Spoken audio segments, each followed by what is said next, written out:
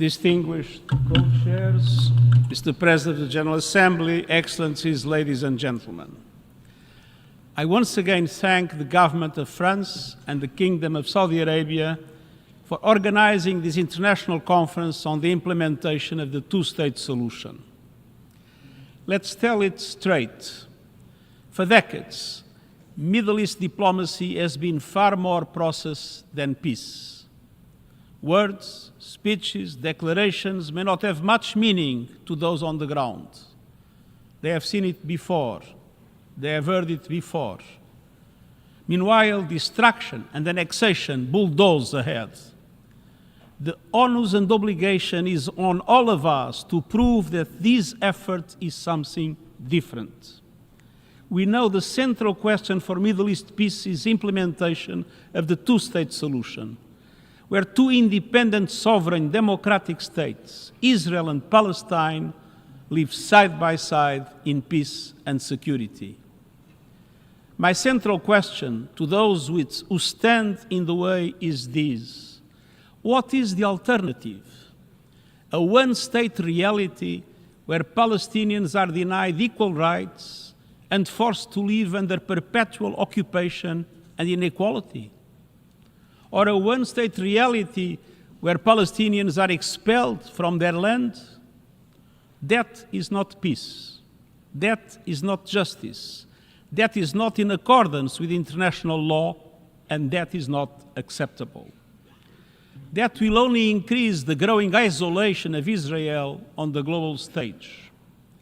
Let's be clear. Statehood for the Palestinians is a right, not a reward. And the denial of statehood would be a gift to extremists everywhere. Excellencies, the only realistic, just and sustainable solution is two states, Israel and Palestine, living side by side in peace and security, within secure and recognized borders on the basis of the pre-1967 lines, with Jerusalem as the capital of both, in line with international law, UN resolutions, and other relevant agreements. Two states recognized by all and fully integrated into the international community. But time is running out.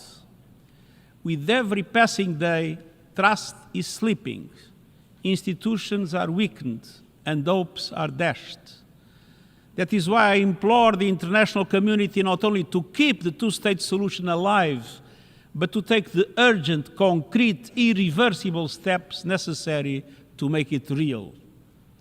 That means immediately ending violence, immediately ceasing annexation and settlement activities as called by the International Court of Justice, rejecting the forced displacement of the Palestinian population from any part of the occupied Palestinian territory, which would constitute a grave violation of international human rights and humanitarian law. Rejecting any form of ethnic cleansing, ensuring full accountability for any atrocity crimes and other violations of international law. Restoring credible political dialogue and reaffirming the equal rights and dignity of both peoples. All this requires courage from leaders on the ground and courage from the international community to act with principle and persistence. Starting with Gaza. Excellencies, nothing can justify the horrific 7 October terror attacks by Hamas, and nothing can justify the scale of death and destruction in Gaza since then, a level without precedent in recent times. Gaza has descended into a cascade of catastrophes, tens of thousands dead, virtually the entire population displaced many times over, the shadow of starvation looming over everyone, all with the world watching. I welcome recent steps to reduce restrictions to life-saving humanitarian aid, but this is far from the solution to end the nightmare. We need an immediate, permanent ceasefire, the immediate and unconditional release of all hostages, and full and unfettered humanitarian access. These are not preconditions for peace. They are the foundation of it.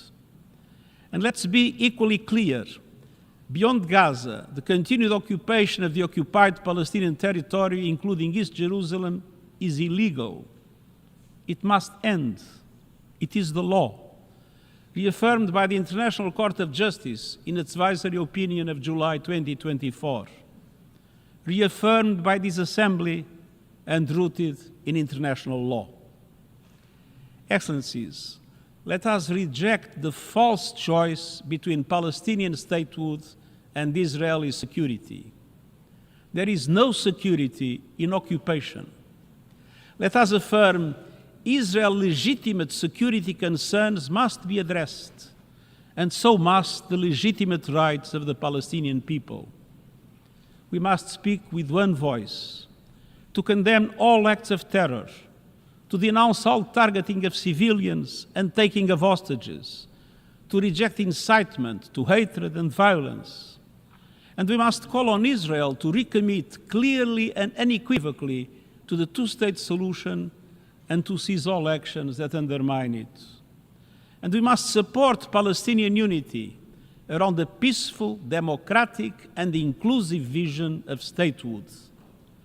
Let us lay the groundwork for unified Palestinian governance, credible security arrangements, and a Palestinian Authority that carries out reforms and that can deliver for its people.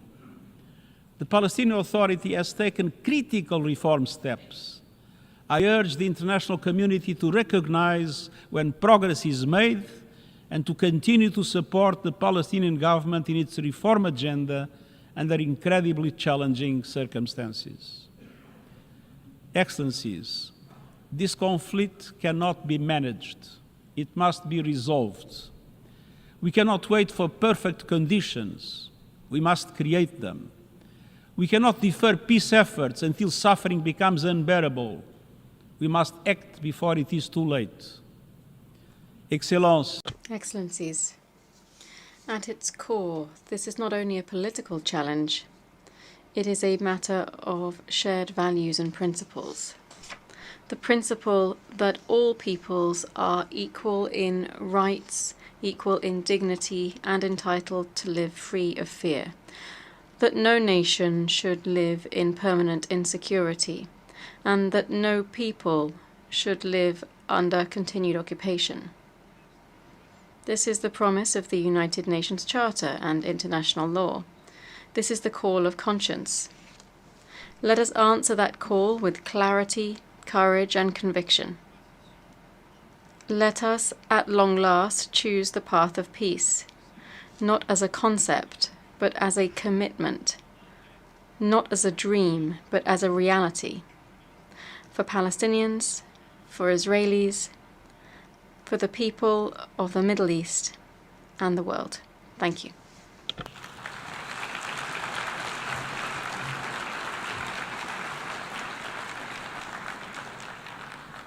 Do you want to watch more videos like this one? If yes, subscribe to our channel and press the bell icon next to it. We have decided to bring videos on something nobody talks about: African politics, economy, and increasing power. Thanks for watching, and until the next video, stay tuned. Tell us what you think in the comment section. Like and share the video, and subscribe so that you don't miss any of our African videos. It's the best way to support us.